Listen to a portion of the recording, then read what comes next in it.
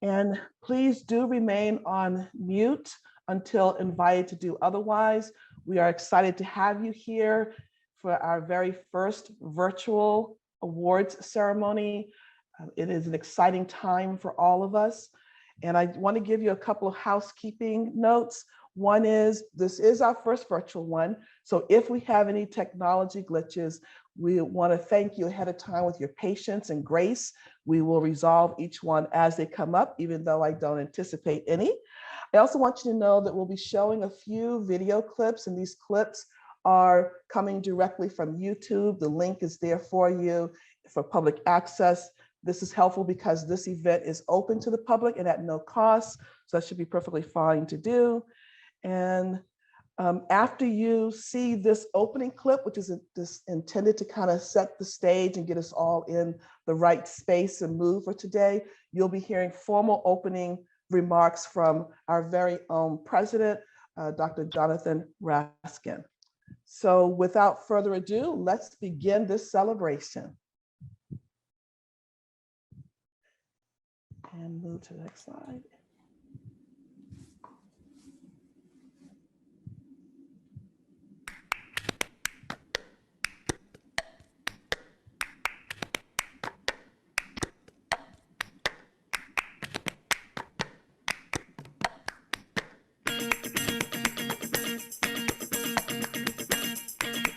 Feel free to get into the groove. You should begin to recognize this music by now.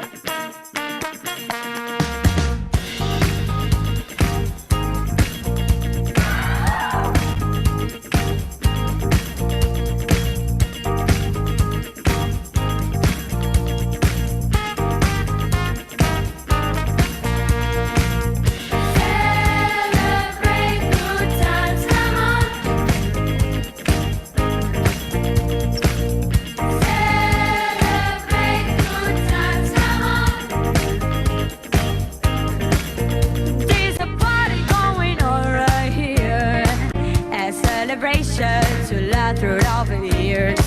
So bring your good times and your laughter too. We gonna celebrate your party with you. Come on. Celebration.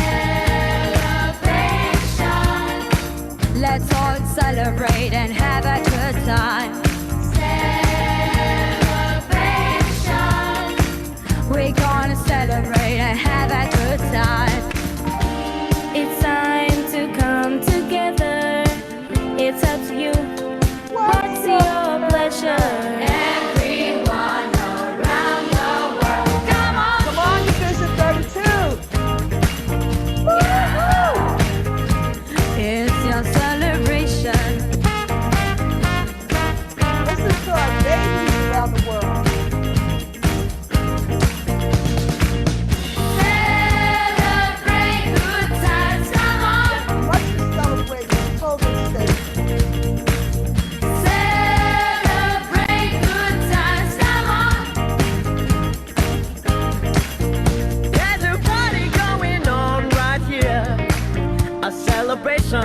To last throughout the years. So bring your good times and your laughter too. We gonna celebrate your party with you. Come on now. If you haven't already, please put your you in speaker mode.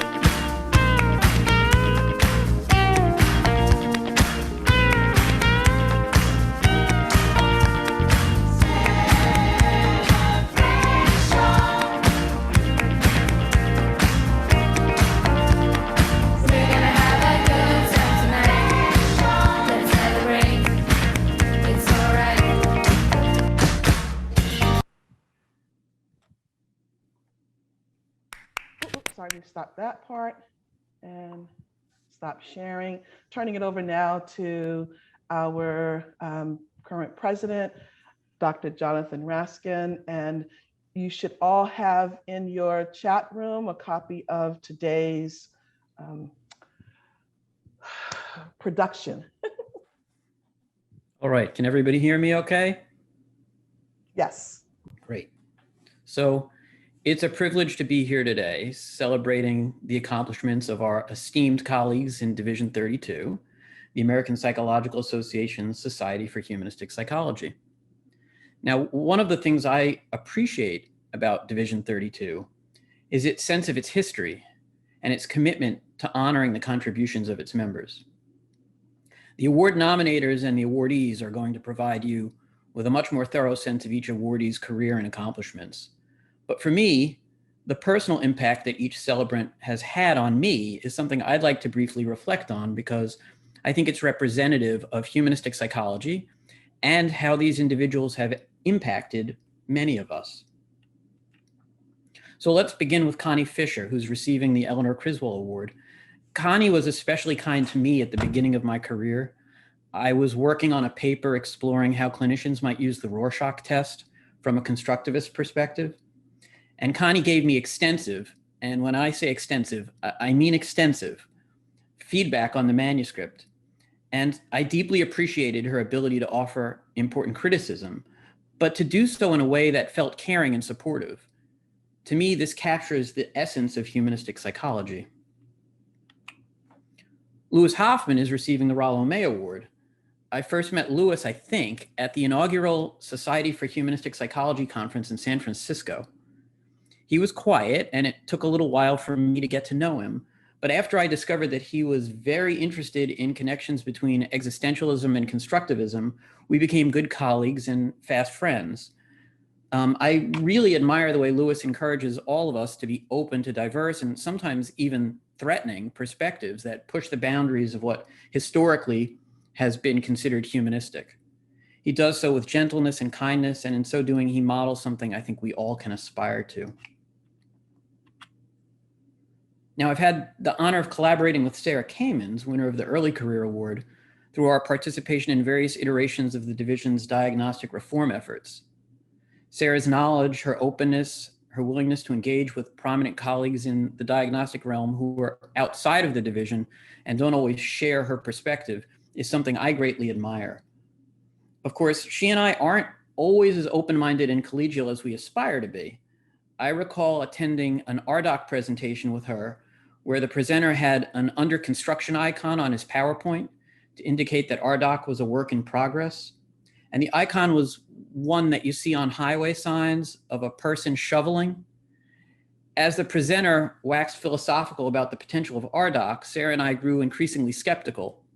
When we just couldn't take it anymore, I pointed to the icon on the screen and whispered to Sarah, "I wonder what that guy is shoveling." We got a good laugh out of that. But on a more serious note, I look forward to many years of Sarah making important contributions to humanistic psych and to changing the way professionals think about diagnosis through her ongoing efforts to foster diagnostic dialogues and her work as editor of the Journal of Humanistic Psychology. Unfortunately, I never had the privilege of meeting Eugene Gendlin, winner of the Memorial Award, but I have vivid memories of reading his work in graduate school under the tutelage of my advisor, Franz Epting. One of Franz's other grad students was doing his thesis on Gendlin's focusing technique, and to assist him as he developed this thesis, Franz's entire research group practiced the technique during our research group meetings. And it was very powerful and memorable work that greatly impacted my development as a therapist. As for Art Bohart, the winner of the Distinguished Lifetime Contributions Award, I believe that on the day I received my PhD, I was co-presenting with Franz at an APA panel that Art was also on. And he was very kind to me and welcoming to me. And from there, we regularly touched base at APA conventions and compared notes. For many years, I used Art's Foundations of Clinical and Counseling Psychology textbook in my classes because, consistent with all of his other work, its humanistic spirit really captured the way I think many of us view the field. And lastly, Steen Halling is receiving the Buehler Award, and although I've never met Steen until today, I'm very much aware of his work on qualitative research and his impact on the humanistic reputation of the Seattle University Department of Psychology. And working in a master's program myself, I know how challenging it can be to impact the field from a non-doctoral institution, and Steen's work doing so is admirable and inspiring. So in sum, while their achievements are exceptional and impressive, for me, it is also the interpersonal impact these individuals have had on all of us that make me so happy to see them celebrated today. I look forward to the rest of the ceremony, and I express my genuine thanks to all the awardees. You have done the division proud and contributed something invaluable to psychology as a discipline. So thank you. And now I am also very proud to introduce our Mistress of Ceremonies, who, you'll all note, just this week earned her doctorate. So without further ado, let me turn things over to Dr. Zenobia Marl. Thank you so much, Jonathan. I can honestly say that my dissertation project would not have been made possible without the support of this division and specifically some of the awardees today. So hello and welcome everyone. I'm the current senior student representative for Division 32, and I'm thrilled that today marks the beginning of, I believe, a new possible tradition of inviting student involvement in this annual event. It's really a stunning thing to see everyone come together virtually and so spiritedly for our Heritage Award ceremony. Thank you to Ethiopia and the committee, and thank you for giving me the pleasure to facilitate. I'll join with you all in honoring 6 awardees together. But first, let me give you a quick rundown of what to expect in the celebrations. So what I'll be doing is introducing each award and then the nominator, who will have about 3 to 5 minutes to announce the awardee. The awardee will then share their thoughts for about 5 minutes.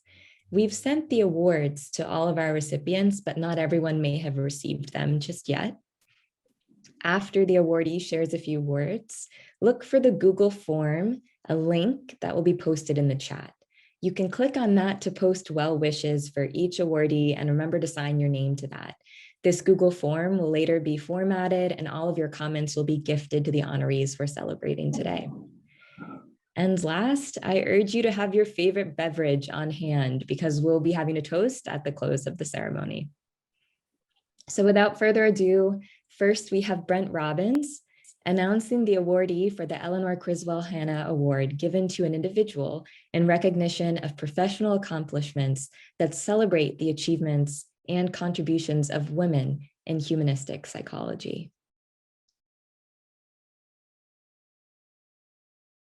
Have to unmute. Hello, everybody.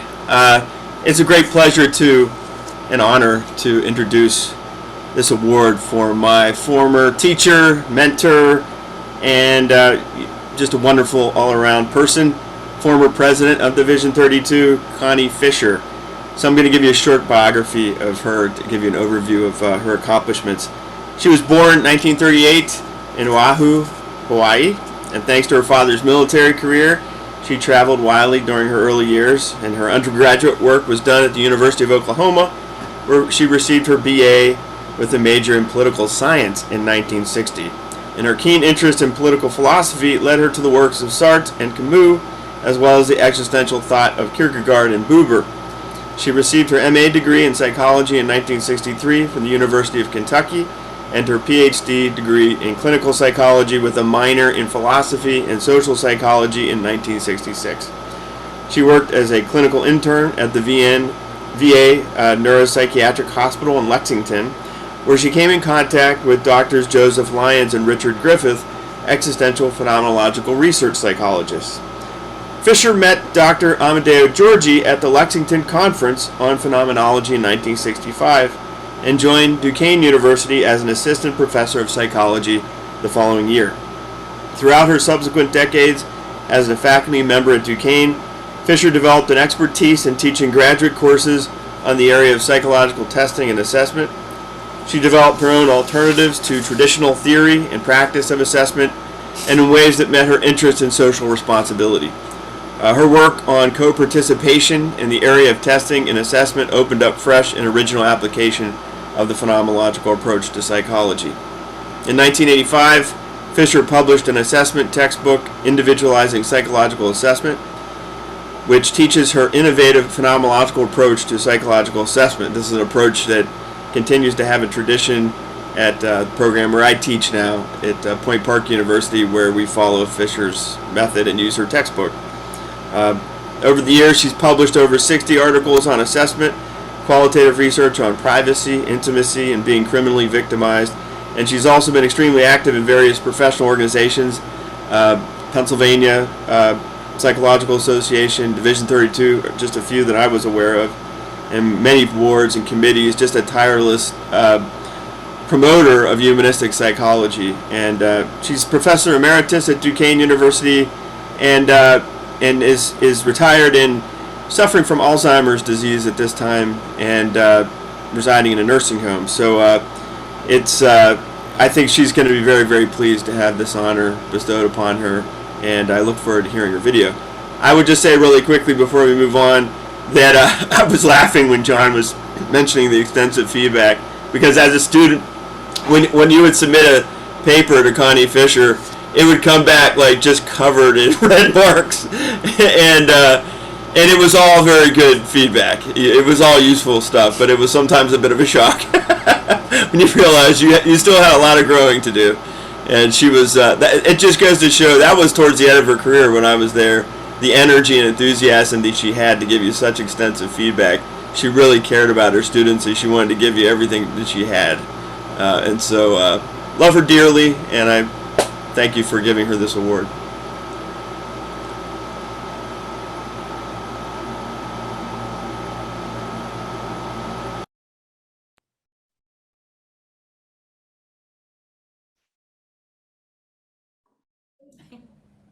I am presenting you today with a plaque in honor of your professional recognition from the Humanistic Psychology.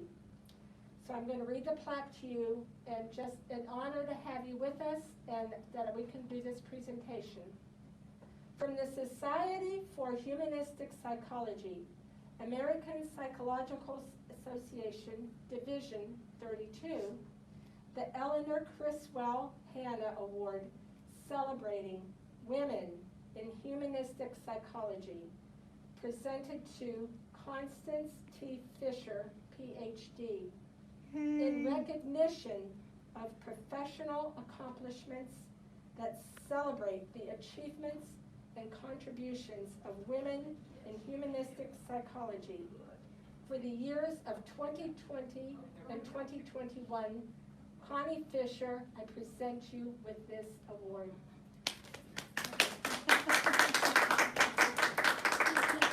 Connie, Do you have anything you'd like to say? I'm overwhelmed. oh, You knew it was coming, didn't you? Not this way. Yeah. we're so proud of you, Connie. Thank you for all of your contributions. Thank you. Back when in my pre-retirement years, this was one of my major involvements, was with the Division of Humanistic Psychology. Can you tell us a little bit about what you did? Did what? No, I had a private practice of clinical psychology, and I was also on the faculty of Duquesne University's psychology department. So I was a professor and a practitioner. And I was involved very much in the Society for Humanistic Psychology. And not too many years ago, most of professional psychology was very academic. And I got all my academic credentials, but I was much more interested in how we were putting our training to practice and involving our clients very directly and openly. I even had ethics charges brought up for one time because I was talking directly with the patients. Thank goodness you did. Yes. Yeah. Yes. Yep. Connie, I have to tell you, it is a privilege to know you and to have an opportunity to work with you. Oh my It goodness, is a thank pleasure. you. Yes, thank you. Thank you all. You've made my day, my week, my month, my year. I have to treat you with a lot of respect. Please do. Now you can kick his butt at that puzzle. Right.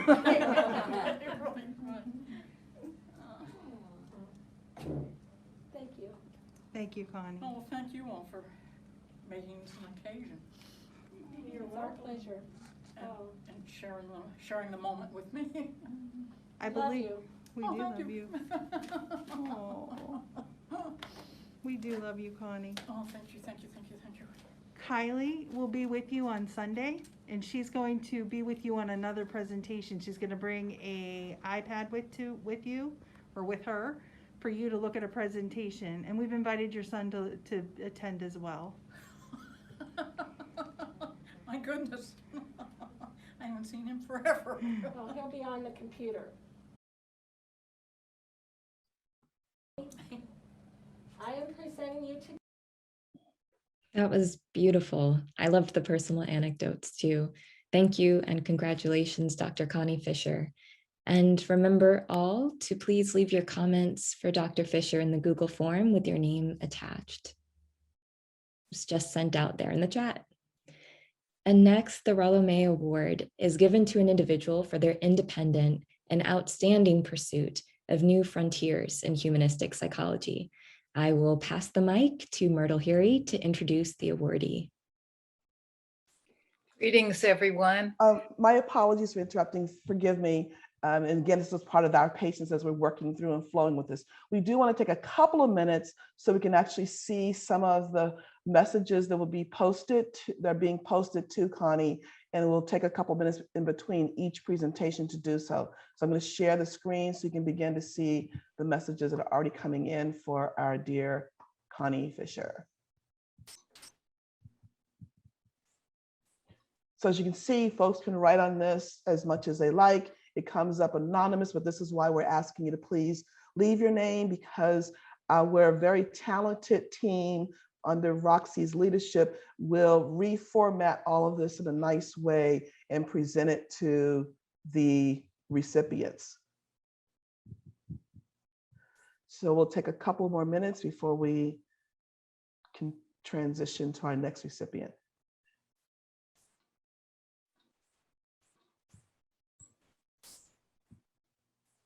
Isn't it amazing what technology can help us do now?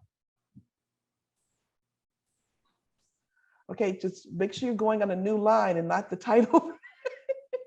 Whoever is doing the blessings of love, if you could move down a little bit for your message.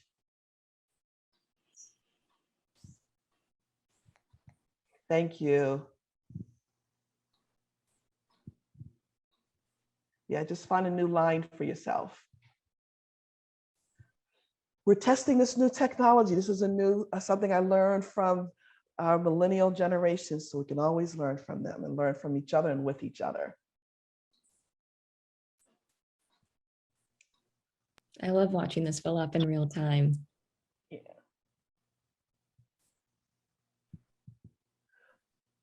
It's great to see people writing in the chat too. If you can move into the Google Doc and put it there, that way we can memorialize it. Yes. And let me make one other announcement. It looks like we have another little bit of a Zoom glitch in the sense that I believed that this account could hold 300 and we have over 200 people registered, but it looks like the account is only letting in the first 100. So first and foremost, this is what we know as being a good problem to solve, that we had more people registered than we could hold. So this is being recorded, and we will work with the Division 32 team to post this recording out so that everyone can have access to it who are not able to attend. So if you're expecting someone who's not here and they're saying they can't come in, please make our apologies and let them know we will make this available to them though. Our first glitch, lesson learned. Okay, let's see. Zenobia, I'll turn it back over to you for our next recipient. Sure, thank you, Ethiopia. And we'll make time at the end of each award to go to the Google Doc and to fill in comments and well wishes to each awardee. But I was just passing it along to Myrtle Hury, who will introduce the next awardee for the Rollo May Award. Thank you very much. Can everyone hear me, I hope? It's good? All right. There have been 15 recipients since 1996 of this Rollo May Award, which is given to an individual for independent and outstanding pursuit of new frontiers in humanistic psychology. The first recipient was my mentor and also Lewis's mentor, Dr. Jim Bugenthal. Now it is 25 years later, and it is with great honor to announce to all of you a quarter of a century anniversary. The reward goes to Dr. Lewis Hoffman. Rollo May often asked, "Where are you?" Not "who are you," but "where are you?" This type of question engages courage in the individual. As Rollo May, Lewis Hoffman also asks relevant questions that engage courage. Lewis is an example of courage, as many of you know him personally. He is an amazing human being. I think he might be the youngest recipient of this award. He has done so much personally and professionally. Some of the things he has done is a private practice present in Colorado Springs. He is the executive director of the Rocky Mountain Humanistic Counseling and Psychology Association. He's a fellow of 6 divisions of APA. He's published 16 books, over 100 journal articles and book chapters, serves on several psychology journal editorial boards, is a co-founder in China of SHP, which trains students to become existential humanistic practitioners and leads to a certification. He's a past president of this society, and he focuses living his love of EH from the theory to practice in living in today's very diverse world. Lewis means a lot to me, and I'm sure he does to many of you. It's not just about his writings, but about his exemplary lifestyle. His wife, Heatherlyn, and his 3 boys are just amazing people. He walks his talk with his colleagues, with his friends, and with his family. It is my honor, after many decades, Lewis, of a personal and professional friendship with you, to present the 2021 Rollo May Award to a much deserved human being, Dr. Lewis Hoffman.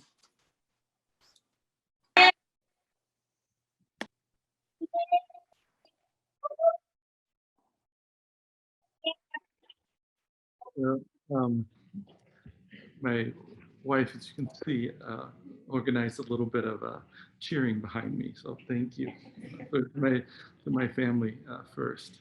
And I think a lot of people who know me know that it'd be easier for me to present a paper than this 5 minutes little talk here. But I first want to really say thank you to Myrtle for the nomination.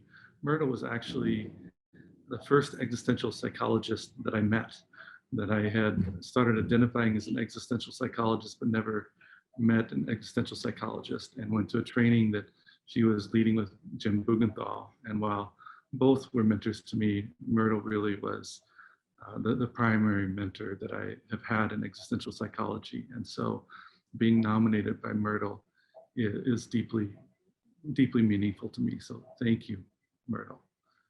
And would also just like to thank the Society for Humanistic Psychology, that it's been a home and a family to me for over 15 years now. That a little bit after meeting Myrtle, started attending this APA conventions and later the Society for Humanistic Psychology conferences. And when I saw how people lived humanistic psychology, it was so powerful to me. And people in the division, watching how they lived their lives, that not just the way they did their career, but the way they lived their lives, the way they cared for others, the way they challenged and accepted others at the same time. So to receive this from a division that I love so dearly is very meaningful. And I've long viewed involvement with professional organizations as something that is an important act of service. It's not about us who are involved, but it's about what we can do serving the organization and the mission of the organization. And with this award, I guess what I see it is an opportunity to step up a service to the division and to humanistic psychology. That it's so much more than just something we do professionally, and I think everyone here can probably relate to that. That it's something that we live in our lives. That we believe that this can transform the world. So thank you to the Vision, to the Awards Committee, and to Ethiopia in particular. If you don't know Ethiopia, I think she's one of the most important voices in humanistic psychology now. So as well as chair of this committee. So I appreciate it as one of my favorite colleagues that to be working with her through this. But when I look at over the career, I recognize very deeply how many privileges I've had, many invitations I've had, many opportunities I've had, some that weren't always earned, have really helped for me to have some of the accomplishments, some of the successes, some of the opportunities that I have had. And some of those have come from people who are here that have invited me to be a part of things, of opportunities, of writing projects, presenting service roles, different things. And I'm very thankful for all those opportunities from people like Kirk Schneider, Scott Churchill, so many others that I wouldn't even be able to think of. So I feel very humbled by this, knowing that a lot of the opportunities that I have, that I was given, help to create the opportunities that to make my own contributions and to be a part of many wonderful organizations like the Society for Humanistic Psychology. So thank you very much, and I'll wrap it up there. And I again, deeply appreciate this. Thank you. So well deserved, Louis. I can share that your commitment to humanistic approaches to multiculturalism has touched me personally and influenced my involvement in humanistic psychology. So your acts of services are so appreciated. Thank you. And all right, so take 2 of navigating the Google Doc. Click on the link and share the love for Louis in the Google form. I see some folks have found their way there already. We'll take a few minutes to do that.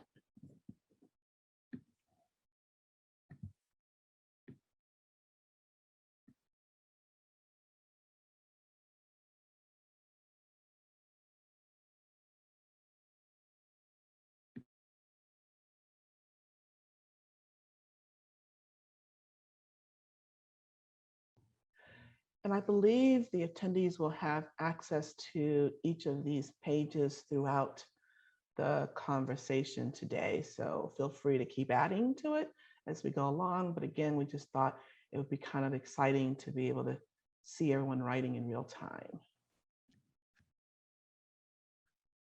I love seeing the greetings from Vienna in the chat too. Amazing to see where people are signing on from.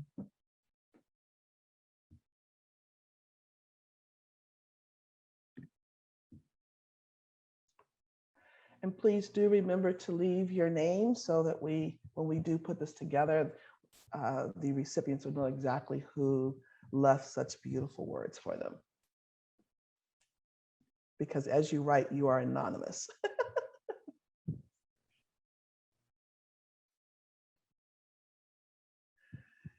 And Zenobia, I think this is going okay so far. Yeah, we're making it. And people are adding a lot of really beautiful things into the Google Doc. So I'm glad that that's working. We'll give it a minute and then transition over. But again, you can access any of these documents throughout the duration of the ceremony. So if you think of something later for an earlier awardee, you can scroll up in the chat, find the link, and add more. So I will now pass it back to Brent Robbins, who is introducing the awardee for the Early Career Award.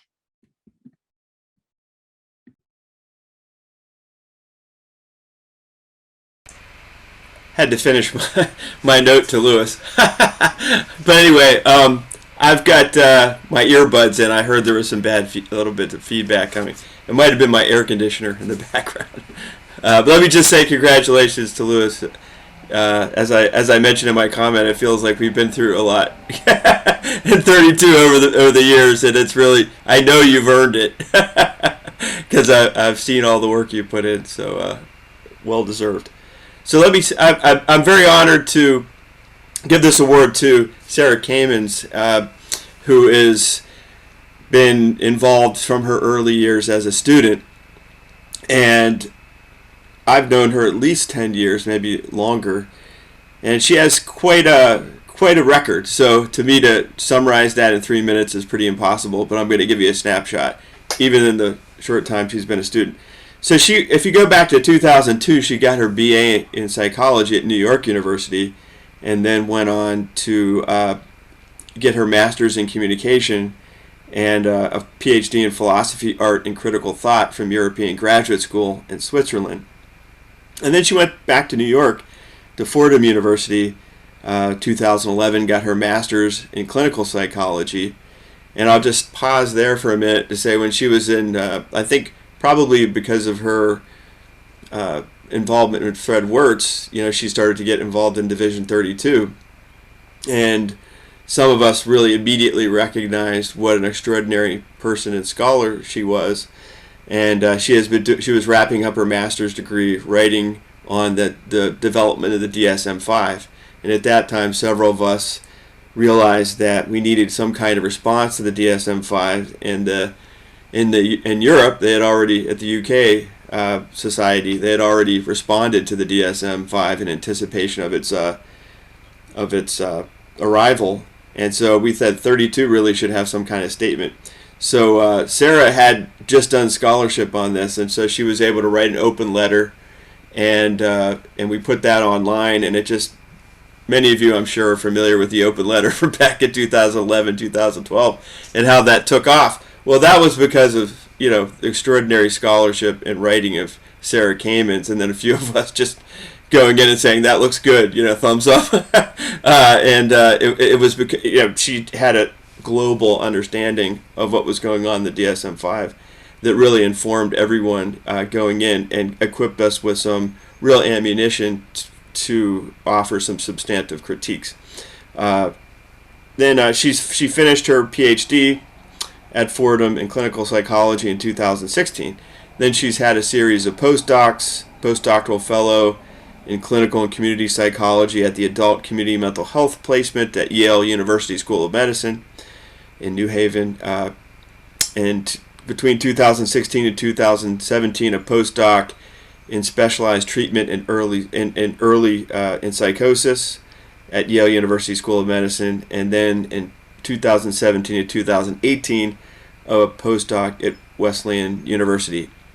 And now she is assistant professor at SUNY Old Westbury. She's already been granted several awards before this one. 2019, she got the Sigmund Koch Award for early career contribution to psychology from Division 24, which is Society for Theoretical and Philosophical Psychology. 2016, Leadership Award for outstanding contributions in the doctoral internship in clinical psychology at Yale Department of Psychiatry. 2011, she got the Early Career Award, the Sidney Girard Award for student paper in psychology for Division 32. So this is going to be another award in the long line of well-deserved awards for Sarah. Her research is outstanding, her scholarship, her leadership. I would talk more about her scholarship, but I wanted to give her time to talk and not take up all of her time. But I'll just say that I've really felt blessed to be able to work very closely with Sarah over the years, and this to me was like a no-brainer when it came for nominating somebody for an early career award. It was just, she was the first person that came to mind because she's just a mover and a shaker, and she's going to continue to, rock everybody's world. So, love you, Sarah, and well deserved.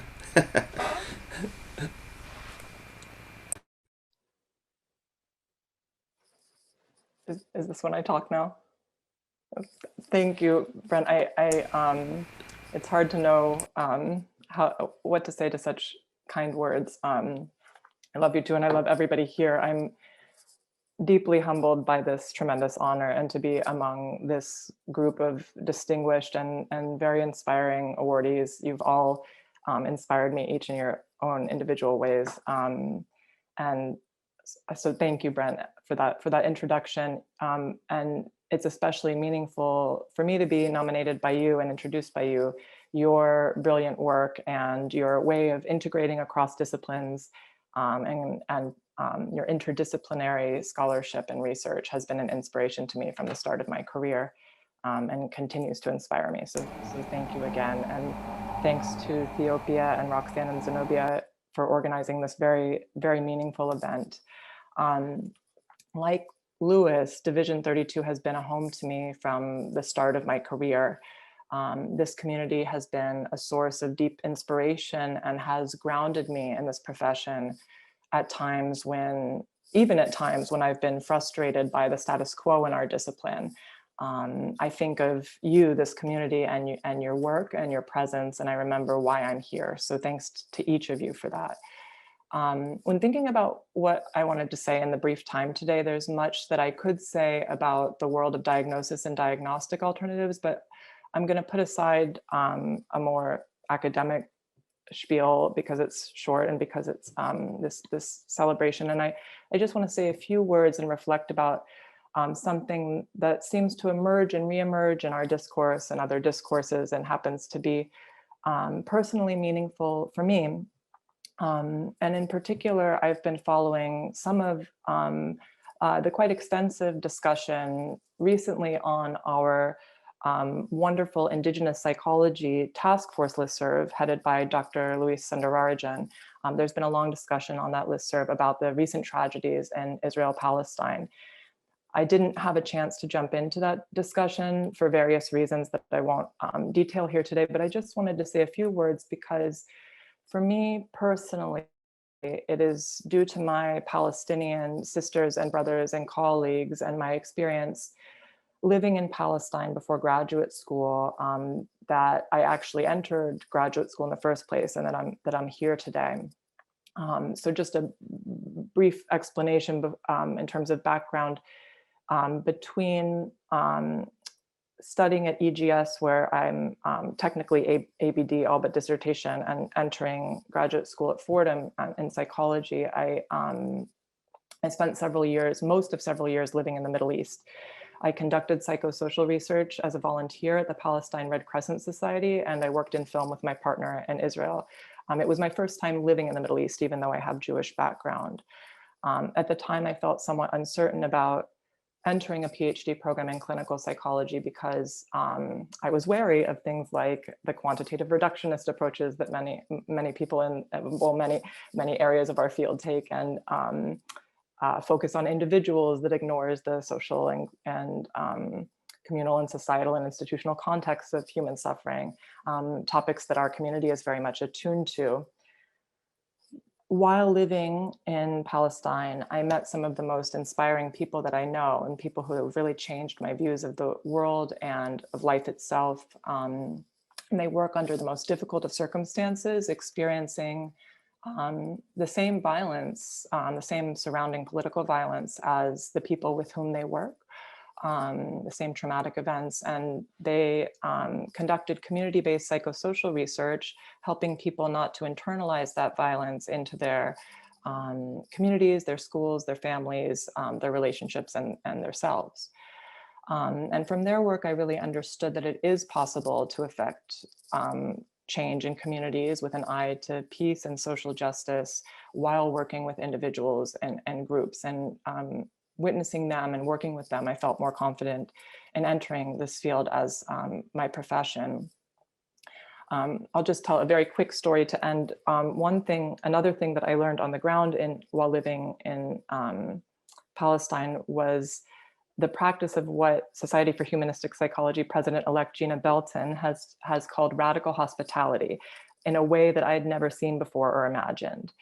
People speak about Middle Eastern hospitality, but in my experience, my colleagues and others there bring it to a whole new level. And so as a brief anecdote, I lived and worked in the Palestine Red Crescent Society building. And I lived with many other foreigners, who came to live and work there. I had a German colleague who went out with some of her other European colleagues to Bethlehem on a day off, and they were walking around Bethlehem to see the sights, and they got very tired and they were looking for a restaurant or a cafe, and they couldn't find one, and they were walking and very hungry. And finally they saw an outside patio where people were sitting and eating, and they said, oh great, this is going to be a wonderful restaurant. And so they went and they sat at a table, and the server came over and said, what would you like to drink?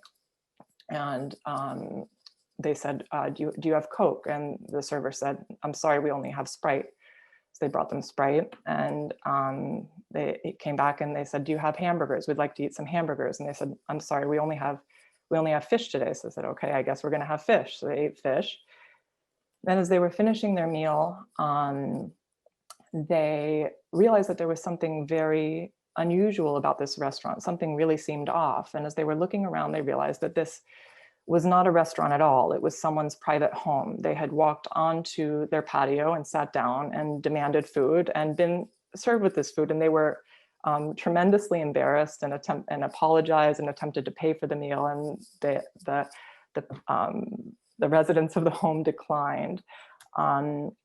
If you live in New York City or surrounding areas or other areas of the country, like me, this scene seems unimaginable. If I were to walk onto somebody else's property and demand food, I might risk getting pummeled here.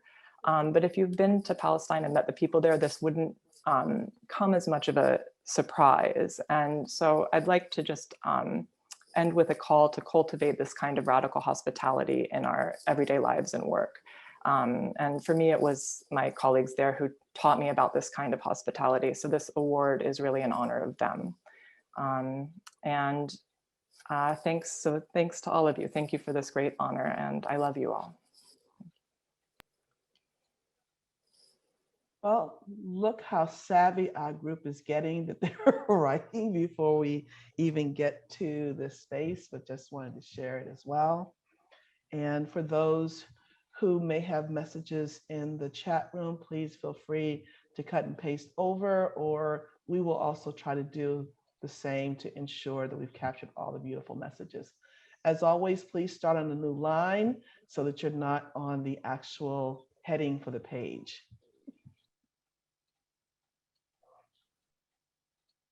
And I guess this can help us, Zenobia, to sort of start a little sooner for the next piece. Absolutely. Yep. The link is there to add to well wishes for Sarah. It's there in the chat. I've been informed that some people would prefer to write comments maybe in their native language and can try to do that. Please, we welcome you. And congratulations again, Sarah. I know you were honoring other people, but to really honor you, you've been an exemplary mentor to me. And as a personal anecdote, Sarah is why I pursued my doctoral internship training in the same track and the same placement. And I think pushing, humanistic and psychology more broadly to consider some of these approaches in the way that you have has just been a wonderful thing for me. I will turn it back again to Brent Robbins, the nominator of our event today, who will be introducing the Memorial Award for Lifetime Achievement, given to recognize someone for their distinguished lifetime contributions to humanistic psychology.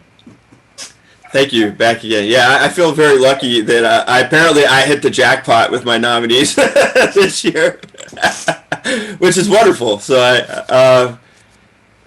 they're all well deserved. So not too surprising. So that Eugene Genlin, I think, will not be a surprise for anybody in this award category. This is a really nice award in that you can award it to somebody posthumously. So when they pass away, you can really memorialize their life and remember the outstanding contributions that they made to the field. And I can think of very few people who had such an impact in humanistic psychology as Eugene Genlin. I would put him up there with, Carl Rogers and Maslow and all the other people that we have awards named after. But we don't have an award named after Genlin. Maybe we should reconsider that. We need another award for Genlin. But he was born 1926 in Vienna and died in recently 2017. And since that was within the past 5 years, that makes him eligible. He became a U.S. citizen early in his career and passed away, and I think it was upstate New York. He was not a psychologist. That might be one of the reasons why sometimes he doesn't always get the recognition that he deserves, in my opinion.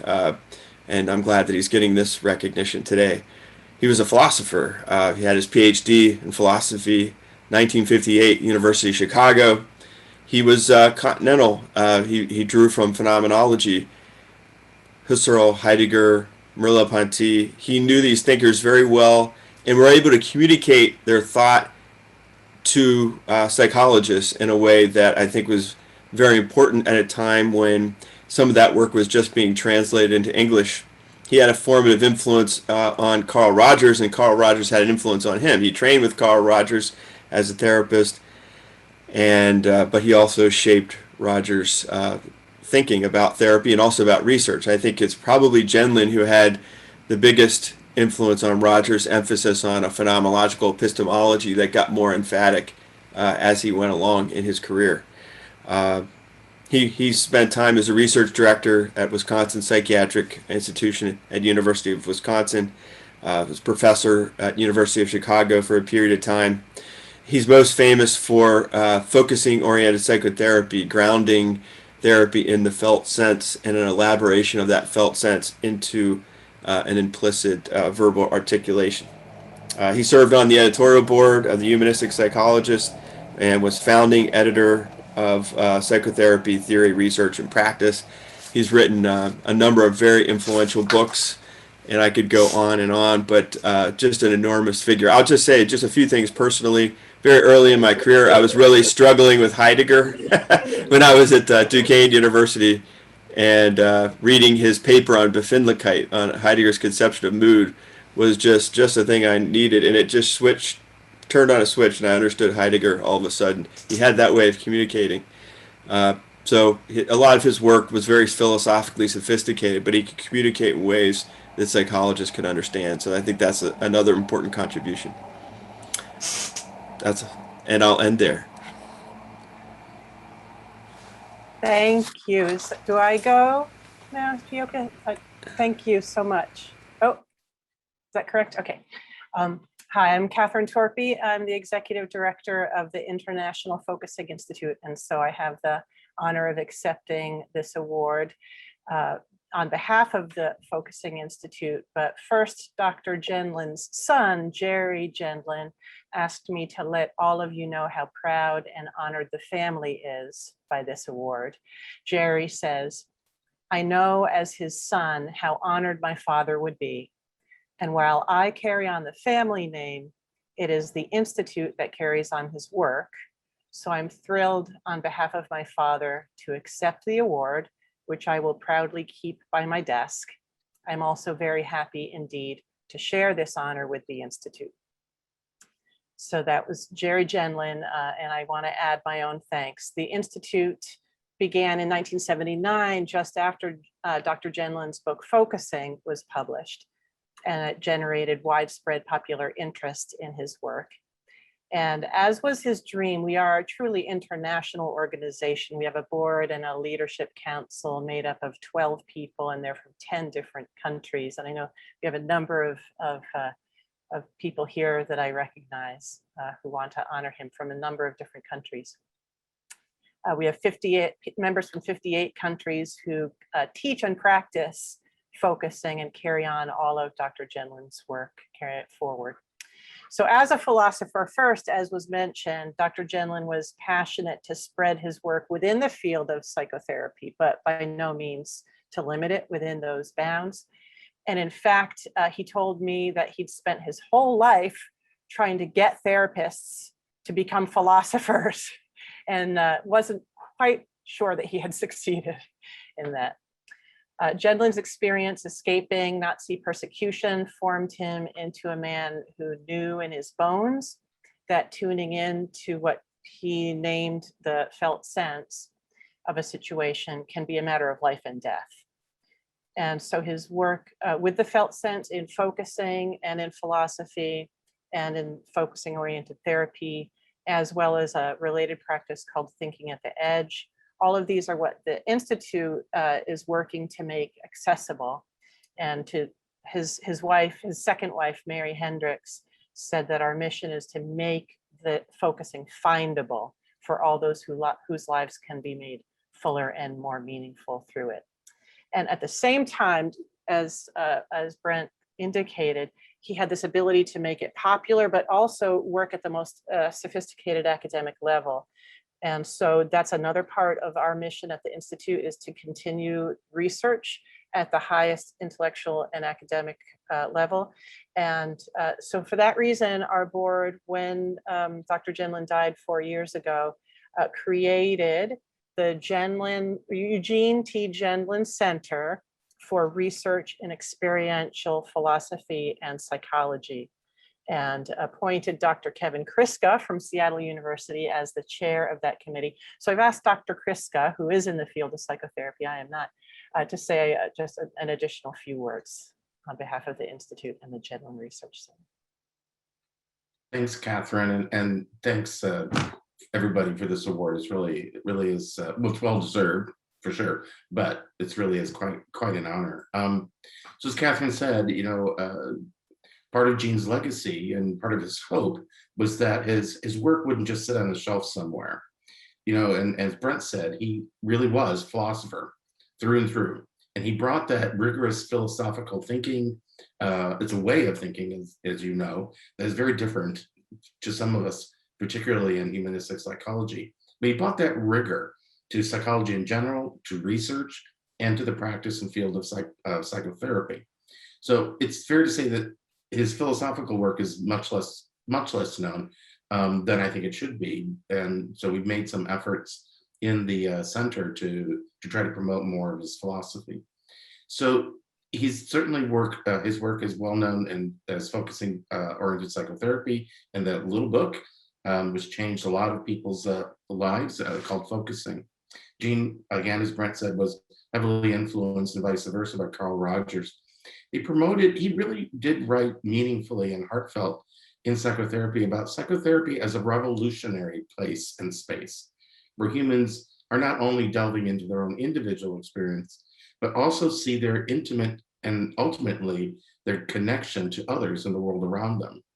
In my sense, he was always societally focused while paying very, very close attention to lived immediate experience. Those two things work well together, but you wouldn't have predicted if you just were thinking about the individual psychotherapy session. For him, it was all connected. So in the center, we promote Gene's philosophical and psychological work. At this point, we have given out 2 grants to aid in original research on psychotherapy. The first one was given to Professor Siebert van Hoorn in Belgium for the study of the impact of focusing on depression in college students.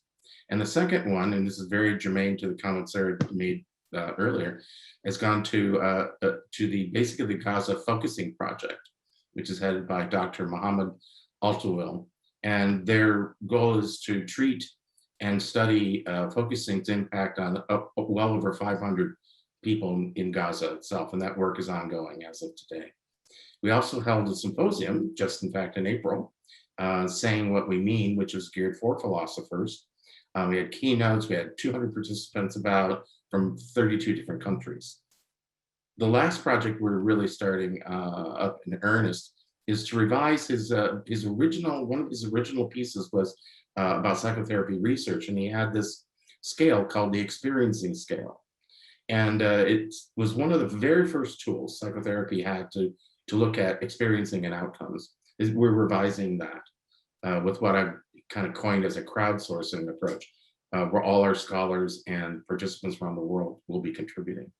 So while Gene is definitely best known, I think, for his work in psychotherapy, he helped, I think, for us in humanistic psychology to really deeply understand embodiment and body in ways that was philosophically rigorous, but also applied easily, and he could explain it easily. So I just want to close with a little quote. It's one of my favorite. In his little book called Focusing, it's in the very beginning, I forget the page now, but this is what he says, and I'll just leave you with this quote. "When I use the word body, I mean more than the physical machine. Not only do you physically live the circumstances around you, but also those you only think of in your mind. Your physically felt body is, in fact, part of a gigantic system of here and other places, now and other times and other people. In fact, the whole universe. This sense of being bodily alive is a vast system called the body, and it is felt from the inside. Thank you.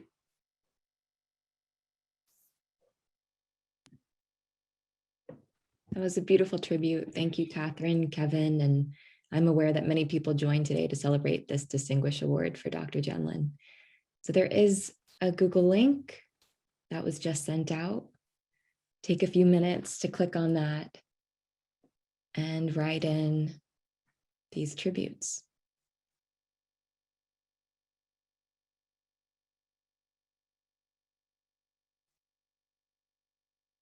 I know I'm holding on to this idea of psychotherapy as a philosophical endeavor and as philosophy as life-saving.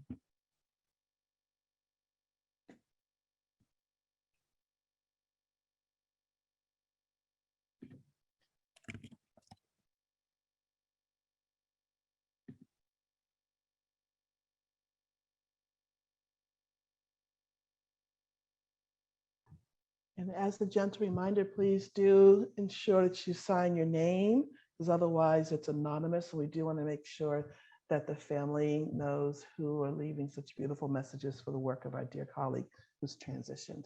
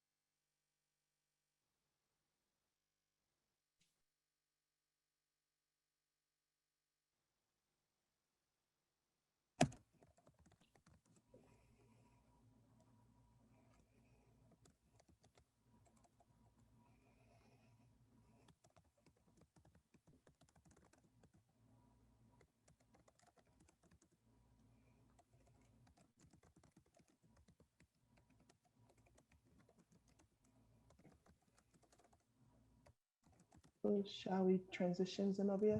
Sure. One of the most beautiful aspects of the ceremony for me is the sharing of stories and learning. So thanks all for finding your way to the Google Doc. Next, we have another award that honors outstanding contributions. Theopia Jackson will be introducing the honoree of the Distinguished Lifetime Contributions to Humanistic Psychology Award.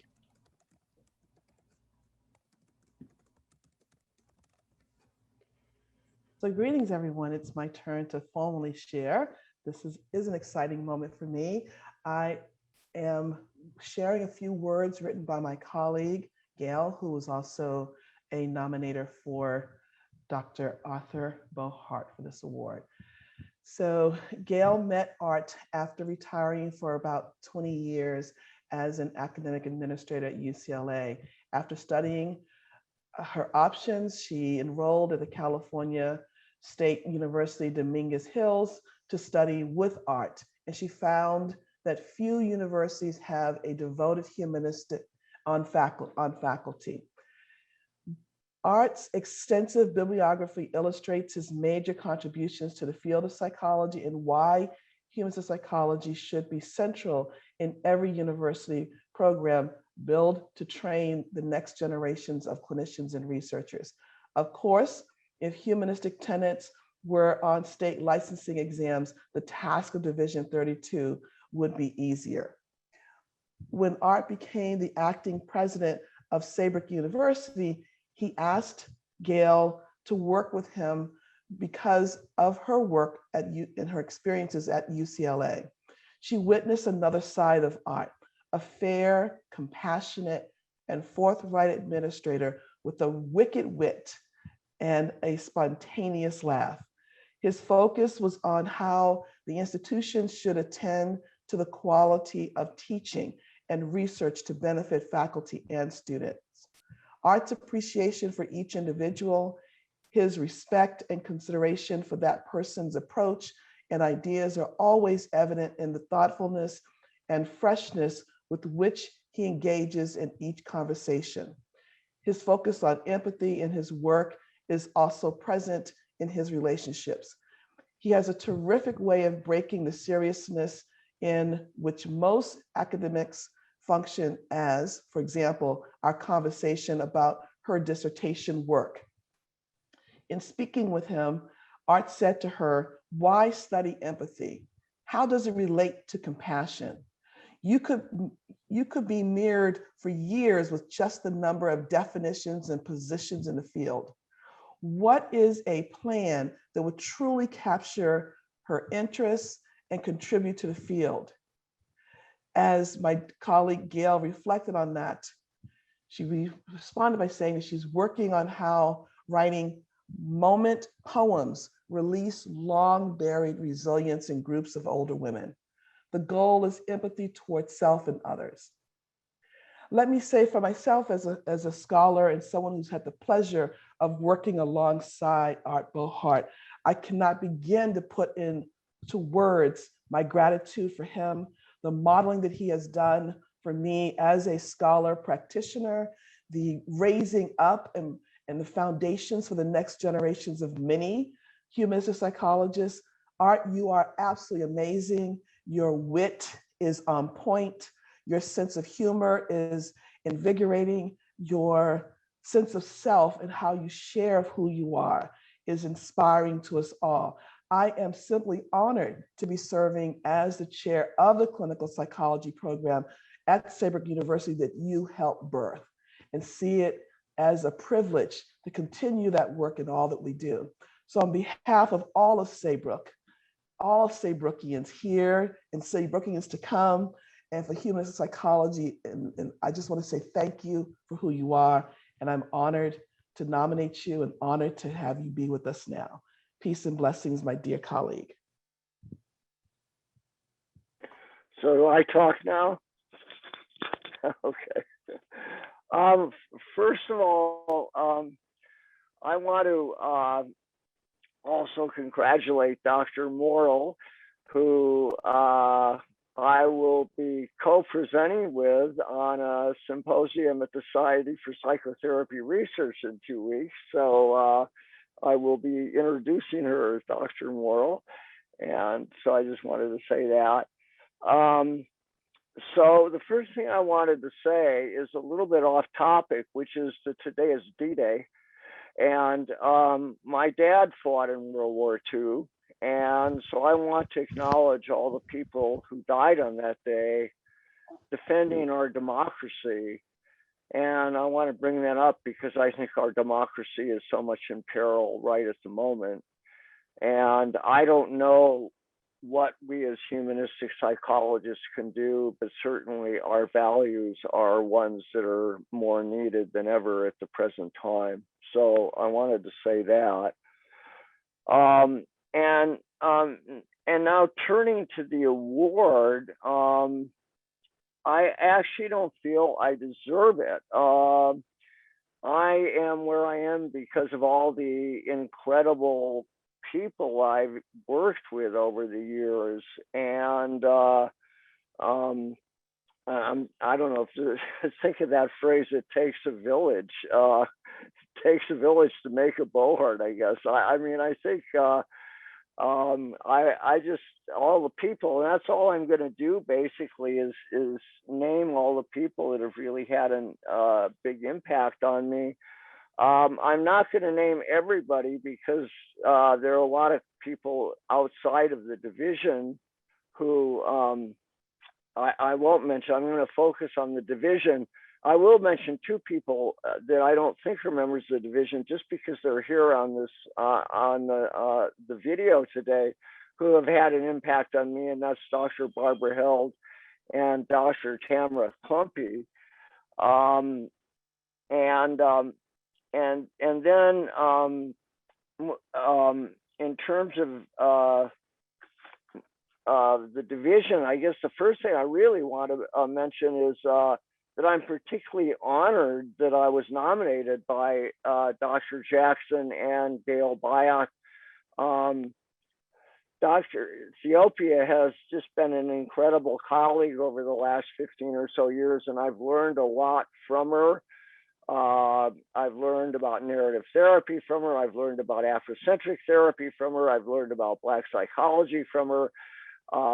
She came and talked to 2 of my classes last year, and the students were madly in love with her, and how, you know, how excited they were about her presentations.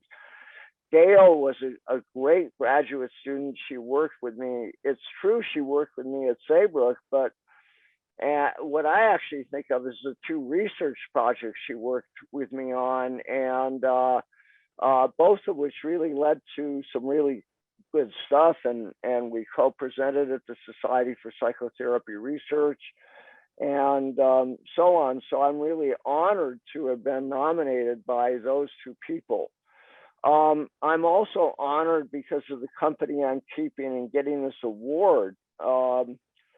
And I particularly want to mention Gene Genlin. It's an incredibly wonderful coincidence that I'm getting the award at the same time as him, because he's probably the single most important psychologist in my life. I was really floundering in graduate school. I had gone through psychoanalysis, existential therapy, Gestalt therapy. I really couldn't find a home. And then one day I read Gene's article, The Experiential Response, and I literally went in the next day. I was working with an 8-year-old boy, and it just transformed everything. And it hadn't been going good with this boy, and that session went fantastic. And I remember my supervisor, who was watching through a one-way mirror, when I came out, he said, "That's therapy, that's therapy." He was so excited. And I based my dissertation on Genlin, and really just about all my ideas in one form or another can be traced back to him in many ways. I also want to particularly mention the egalitarian nature of his ideas. I was very influenced by the Changes community, which he created in Chicago in the 60s and 70s, of the idea where everybody would help everybody else. It didn't matter what your professional degree was. And that's always played a major role in my thinking as well. So getting nominated, getting this award in his company is really wonderful. Lewis Hoffman has been both a friend and a distinguished colleague. Over the years, I've really loved the way he sort of I don't know how to say this, but has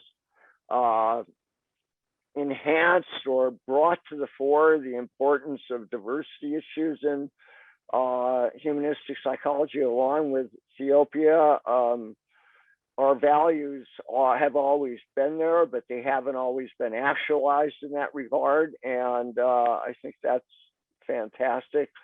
So I'm really honored to be getting the award in his company as well. Connie Fisher, treasured colleague who I've had the privilege of working with on and off over the years in Division 32. And I've also respected her work greatly. I don't know Stephen Halling, but I'm familiar with his work, and always been interested in phenomenology and been very impressed by that. And I didn't know of Sarah Kamens until this award, but I looked up her work, and it's kind of mind-boggling. So I'm pretty impressed with that too. So I'm very honored to be in their company. I'd also like to pay tribute to my wife, Karen Tallman, who has also played a major role in my being here through our work together. And I don't want to leave out the many students who I've worked with over the years who've stimulated my thinking, and also the many clients from whom I've really learned a lot. And then finally, I'm just going to close with a list of some of the other members of this division who I've worked with and who have really influenced me. And this includes Maureen O'Hara and David Kane and Eileen Serlin and Chris Schneider and Scott Churchill, Will Wadlington, John Raskin, Larry Leitner, Del Jenkins, Dave Elkins, Eleanor Criswell, Amadeo Giorgi, Tom Greening, Fred Wirtz, Heidi Levitt, Ron Miller, and I'd also like to mention 3 members who are no longer with us: David Rennie, Al Marr, and Mark Stern. And so I'll accept this award in the name of all of them. And so I'll hold it up here. So thank you. Thank you, Art. I just love that. It takes a village to make a Bohart. Whatever it took, I've long looked up to your work and humility, and I'm looking forward to our forthcoming presentation. Congratulations. Thank you. All right, and Roxanne has sent out the link in the chat. So calling all attendees to go ahead and click on that to add your comments for Dr. Bohart. See some people already found their way.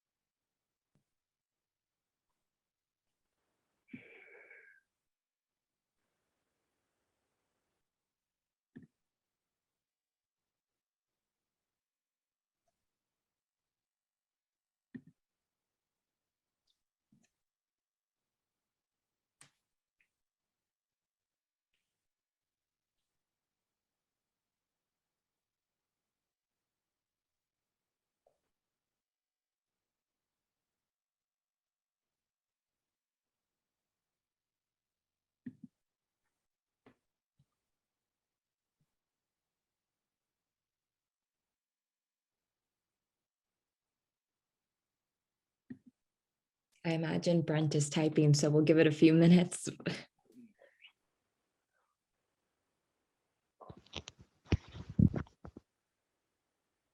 Yeah, I think Brent should be well positioned to serve as the next co-chair or chair for the awards committee, since he's doing so well and bringing us such wonderful nominations.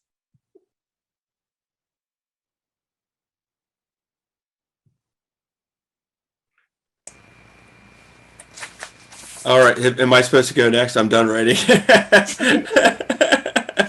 that brings us full circle. Brent is the last nominator for the Charlotte and Carl Bueller Award recipient. And remember, you can add comments at any time during the ceremony. But go ahead and take it away, Brent. Thank you. I just want to say real quick, I remember my favorite memories of art are these great dialogues we had on the old Division 32 listserv, which used to be very lively. It kind of died down, but I always really enjoyed, because there's some people you can get in debates with and they don't take it personally when you push a little bit back and forth, and Art was always fun to have conversations with. So have good memories, Art. So I want to, again, very honored to be able to present this award to Seattle University's Department of Psychology and to Steen Halling. Now, Seattle is one of those, what I consider to be beacons of humanistic psychology. There's not many of them, and you can sort of count them on your hands. Duquesne University, University of Dallas, Seattle University, used to be University of Rockies for a while, and then that disappeared, and then and then I'm forgetting. What am I forgetting? The Michigan School, professional psychology, also now, and now Point Park. There's only where I am now. There's not very many places where you can go and really immerse yourself in a humanistic psychological orientation. And Seattle University has one of the longest lasting legacies in that regard, going back to the mid-1970s, thanks to George Coons and Steen Halling, both of whom were graduates of Duquesne University, students of Connie Fisher, by the way, so there's an interesting connection there. and many others like Amadeo Giorgi, who then left Duquesne and went to Saybrook. So there's we're a small family. You don't have to go far to see all the connections that we have with one another. And it's because we have to really band together. And that was my experience with George and Steen. That was like I would run into them. I would go to the International Human Science Research Conference that they hosted many times, and were always very involved in organizing, and always felt very mentored and held and encouraged in doing a practice of psychology that can often make you feel very alone in the world, as many of you know, when you're venture far away from these beacons of psychology. So it's a great honor to be able to nominate them and have them granted this award. In their MA in psychology, they have an existential phenomenological orientation. They have really become known for an innovation in the phenomenological method. So you think of Amadeo Giorgi's work in empirical phenomenological approach. Well, they took that a step further.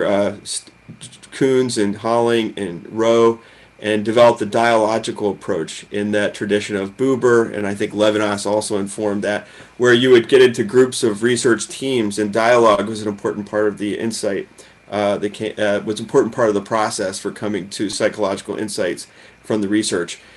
I've always really looked to Seattle University as someone who is very informed by both Buber and Levinas, and I think of humanistic psychology as really primarily ethical in its foundations. I sometimes think we forget about the sort of personalist ethical roots of humanistic psychology, and Seattle is that's always been front and foremost in their work, in their scholarship.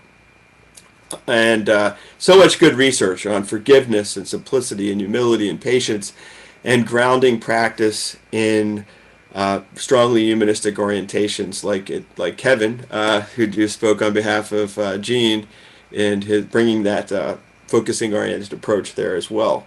George Koons wrote a fantastic book, The Paradox of Power and Weakness, Levinas and an Alternative Paradigm for Psychology. That came out in 1998, right when I was going into graduate school, and that was a big influence on me, and I think a lot of other people. It finally helped us to understand what the heck Levinas was saying, because it's a very difficult text if you've ever tried to read any of his work.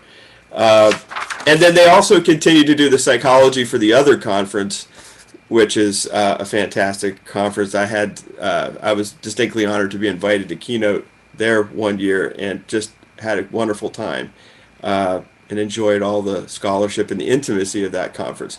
So many great faculty there. I mentioned several. Jan Rose no longer with us. George Koons passed away. They will be very missed. And then we have Steen with us today, and Kevin. And there's Alex Adambe, who I know very well, and Claire LeBeau, and many other people there who are really fantastic scholars and teachers and luminaries in the humanistic field. So I think this is a very well-deserved honor. Thank you.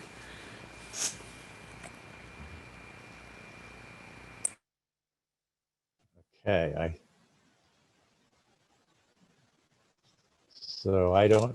I suppose yes, I guess I'm next. Okay. Well, thank you so much, Brent. And it's gratifying to hear that our university, our program has had such an edifying influence.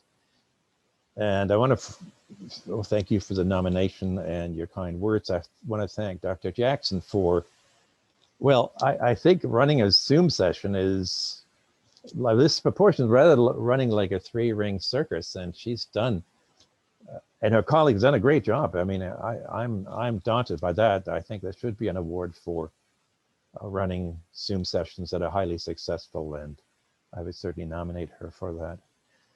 I'm deeply gratified to see Connie Fisher, who's influenced me a great deal, and I think about 10% of the people who are here from Seattle U, a lot of faculty from Seattle University, Kathy Cook, who's the current chair, Claire LeBeau, other people I can't, and Lane Gerber. So it's a nice way to come together. I just want to say a little bit about the foundation of the program, not much, but a little bit. As Brent pointed out, George Koons was the person who had the idea for this, the master's program in psychology. and for really creating a place of hospitality to humanistic psychology within the department. Hospitality is still very much there. And George came out to Seattle starting teaching, and he had this vision, let's start a master's program. And later I came along, and Lane Gerber joined us from the University of Chicago, and Jan Rowe from Georgia State. And my point is that it does take some support, some institutional support to educate people who can further humanistic psychology, whether it be Duquesne or Chicago, University of Chicago.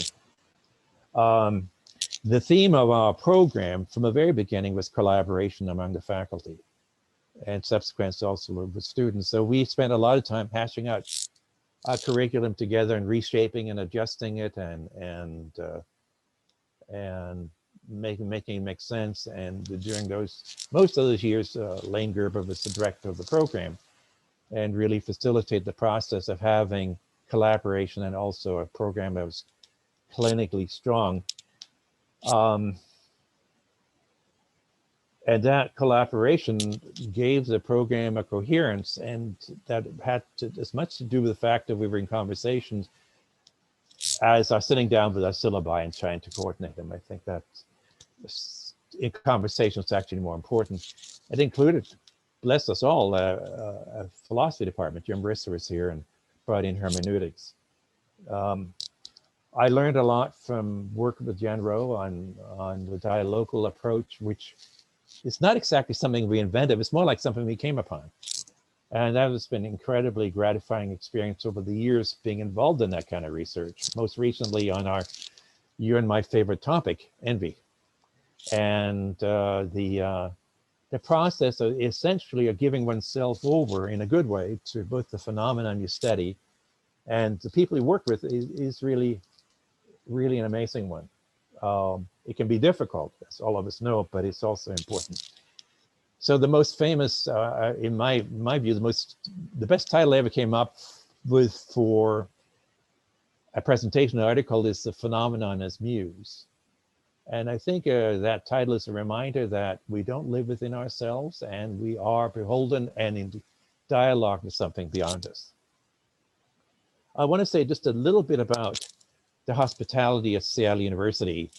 It's a Jesuit university, and the graduate program in phenomenology was first met with some skepticism, but we were fortunate in that several of the Jesuits knew the phenomenological tradition. One of them personally, Father Cousineau, knew Gabriel Marcel, for those of you who have long memories and love the French. And so he helped his fellow Jesuits to understand that Sartre was not the only existentialist, and you don't have to be an atheist to be a phenomenologist. So over the years, we've had that support. We've had support for our research. I think a lot of universities, if I'd come up with tenure with qualitative studies of forgiveness, I think I would not have gotten tenure. I'm more likely to have been referred to a psychiatric institution. I mean, that's sort of, that's not exactly how mainstream psychology goes. So I think all of us are grateful to the university for providing a humanistic atmosphere and valuing philosophy and qualitative study and experience. Genlin has played a huge role in our curriculum along with many others, but that fundamental role of focus on experience has given us a way of pulling together somewhat different strands of traditions, the experiential, cohort, contemporary psychoanalysis, foundational phenomenology. So it's been really a great journey. I don't want to say too much more, since one of the few things I pride myself on is brevity, but I will end though with two quotes and a poem. And here goes the first quote.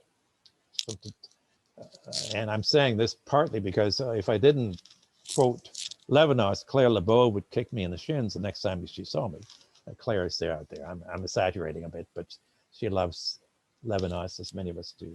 So this is the quote, and it speaks to what our vision is, as well as to Levinas. Levinas writes in Totality and Infinity: "My freedom does not have the last word. I'm not alone. And that's, I think it's just a really wonderful one sentence thing. Secondly, from Maurice Merleau-Ponty, a wonderful writer.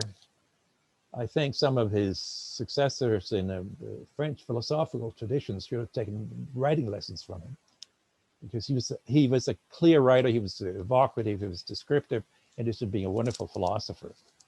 So here goes. The world is not what I think, but what I live through. I'm open to the world. I have no doubt that I'm in communication with it, but I do not possess it. It's inexhaustible. And I think that's just a wonderful quote. Now, thanks to my friend and colleague, Jens Schultz, I know a little more about poetry than I did 10 years ago.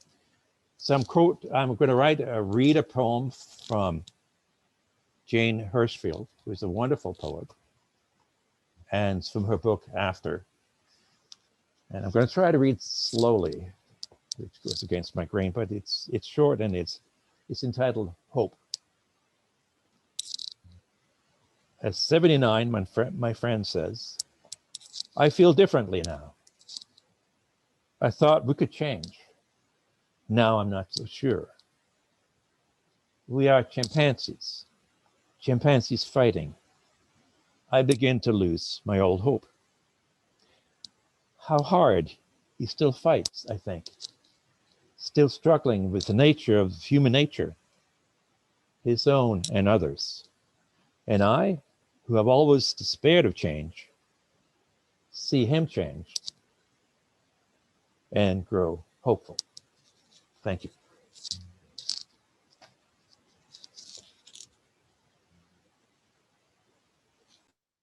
Thank you. Wow, congratulations, Dr. Steenhalling.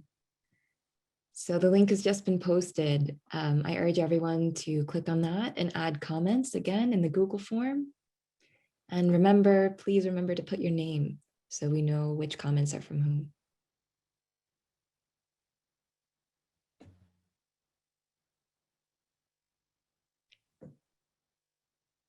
We'll give this a few moments. And if you are in between writing and you're not sure what to do, make sure you have a beverage or some hors d'oeuvres, something to celebrate with, because we have a toast coming up.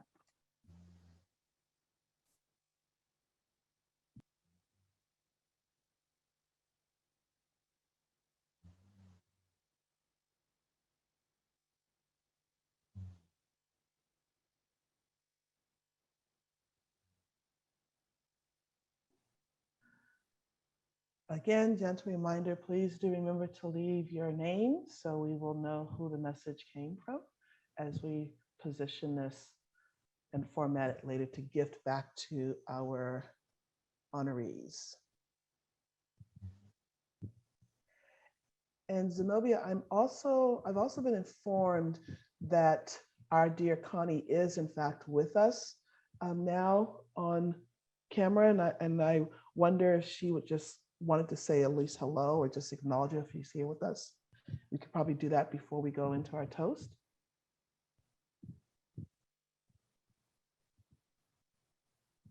Dr. Fisher, if you'd like to unmute and say a few words, we'd love to hear from you. Thank you very much. It's good hearing you all. I have no other words. We're so glad you could make it. Thank you for the video and congratulations. It's well deserved. People are applauding. I know we can't hear it, but we'll toast in a moment. Thank you. Thank you.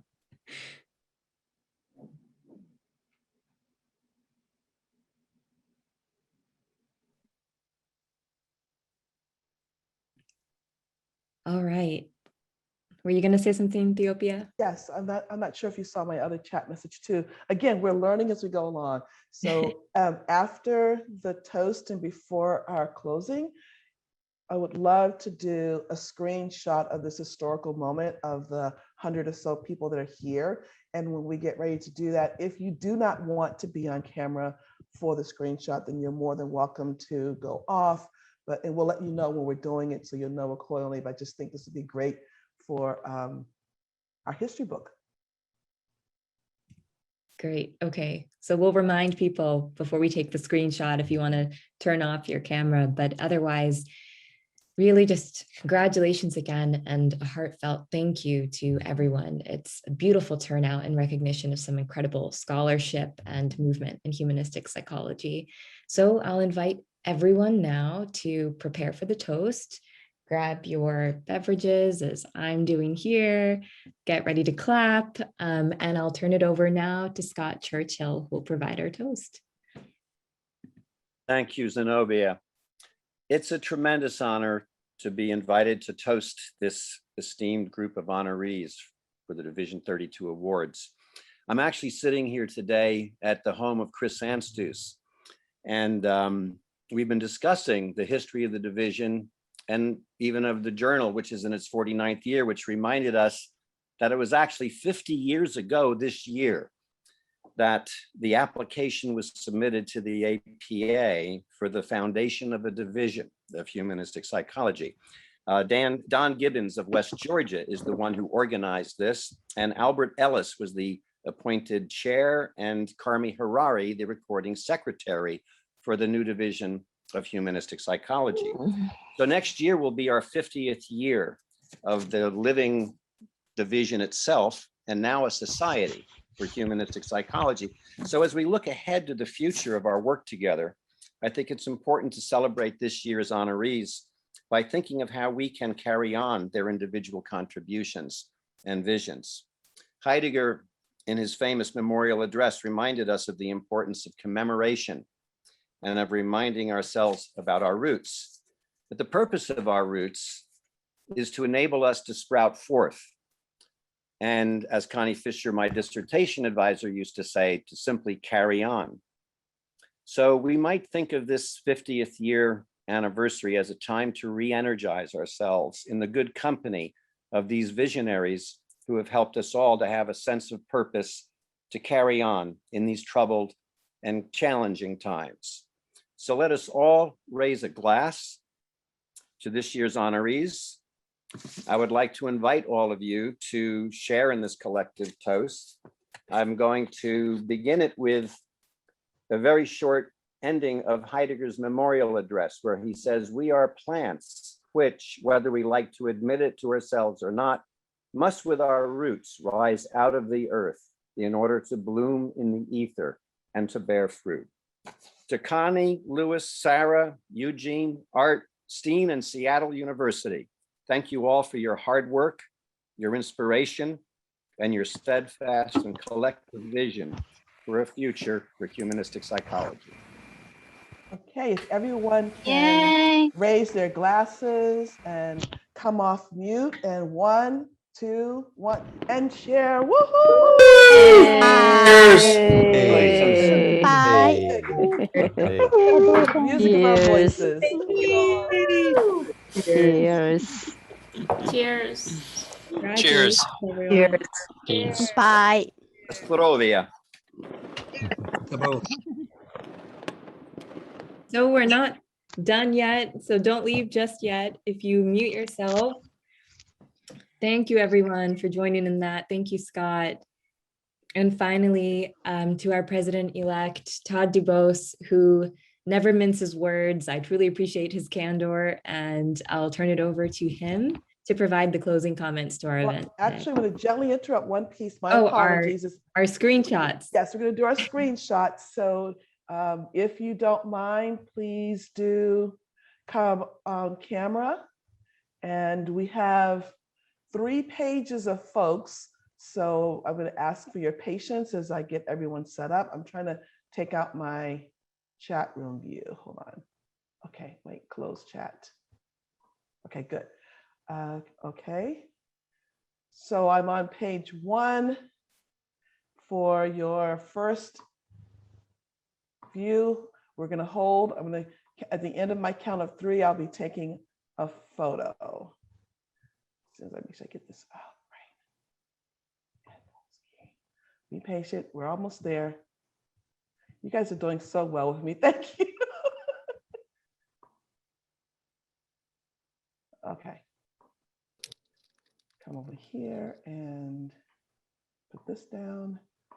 Everything is going on. There's so much here. Why am I not getting a full view to take this photo? Okay, I'm gonna figure this one out. I've done this before. Okay, here we are. Okay, count of 3. 1, 2, 3. Hold it. Okay, that's page 1. Let me print it out so I can get to the next photo. You're all doing such a wonderful job with your patience with me. Okay, yep, that came out beautiful. I can see everyone's face. Now I'm going to page 2, which is my page 2. You don't know what it is. You all have to keep smiling. Okay, again, I'm going to count to 3 and ask you to hold. 1, 2, 3, hold. Okay, let me print that one. Boy, you guys are pros. You must have all done this before. Everyone's faces are beautiful. Everyone's looking the right way. And now for page 3, and it's actually 4 pages, so we'll have one more after this one. Okay, count of 3, everyone hold and look beautiful. 1, 2, 3, hold. Okay, that's page 3. Well, I've learned so many skills with this computer today. And going for our last page of this historical moment in the life of Division 32. And I want to thank my president and the board for playing with me. And here is our last page, everyone. We're holding. 1, 2, 3, hold. Okay, got it. And now we'll turn it back over to Dr. Dubose for our closing comments. Thank you, Theopia. And I just want everybody to give Theopia and Zenobia and Roxy just a big hand for this very complex and technical experience for us. They've created this metabletic moment, and I know I can use that word in this crew, and create this miracle of this moment together, and always feeds my soul. And so congratulations to all the awardees. And many of you have directly influenced my life, and many of you have indirectly done so and not even known it. And so I just thank you all for who you are and what you're doing.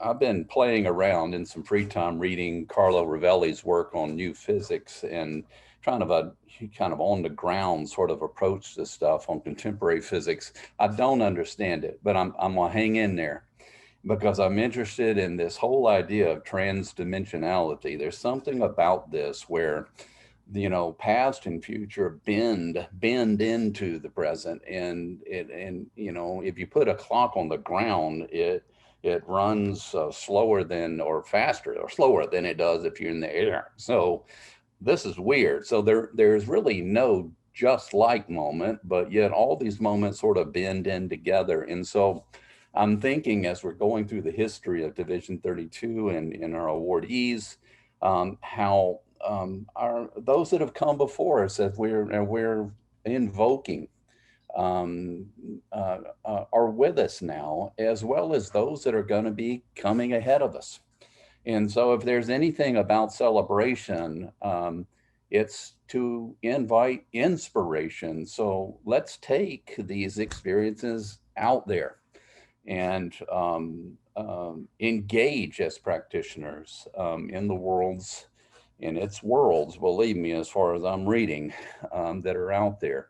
And given that, we've had over 100 on for today. We had inquiries from over 200 people around what we're doing. And as you all know, in your own careers and your own experiences, when people hear about what we're doing, and more importantly, when they experience what we're doing, it opens worlds up for them. But we need some power, and we need to be in positions to evoke change. So guess what? our own Kirk Snyder is one of the presidential candidates for APA. And so I'm inviting all of y'all present, all of y'all who know others who know us, get involved with us, walk with us, and support Kirk as we lift up one of our own towards presidency of the APA. And onward we go. And again, just to echo what others have said, to use Connie's phrases, let's carry on with strong arms linked together towards whatever might be, perhaps. Thank you for coming, and bless you all.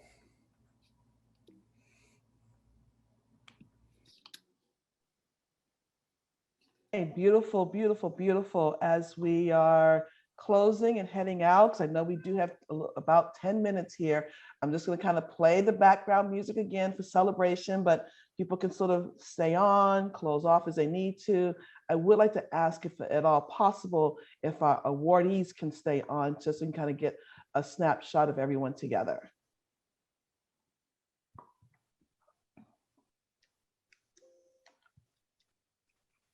So this is just closing music again.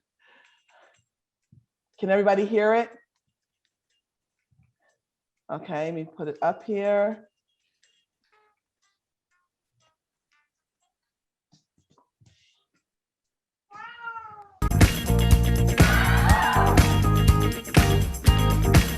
And remember, this is a recording of children around the world.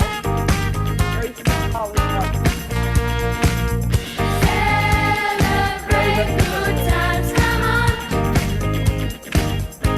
So this is our closeout music.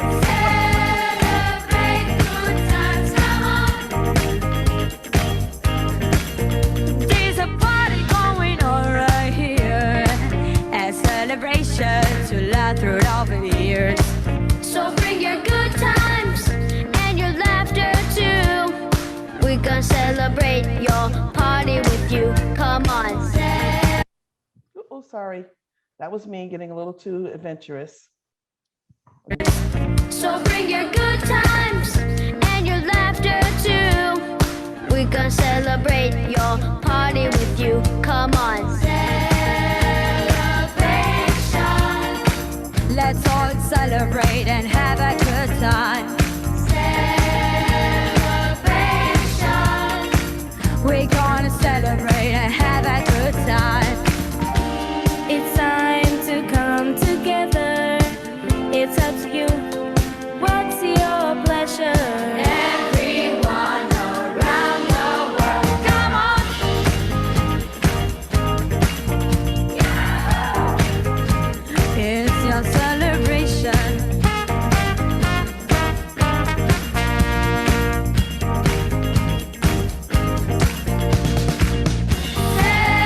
Celebrate good times, come on.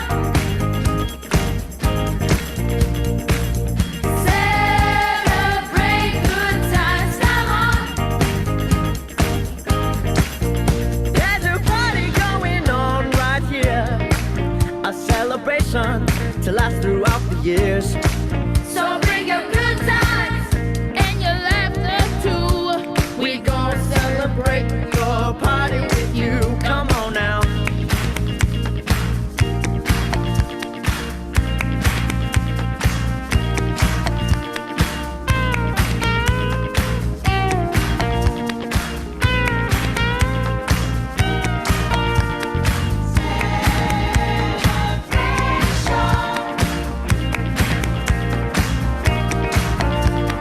We're gonna have a good time tonight.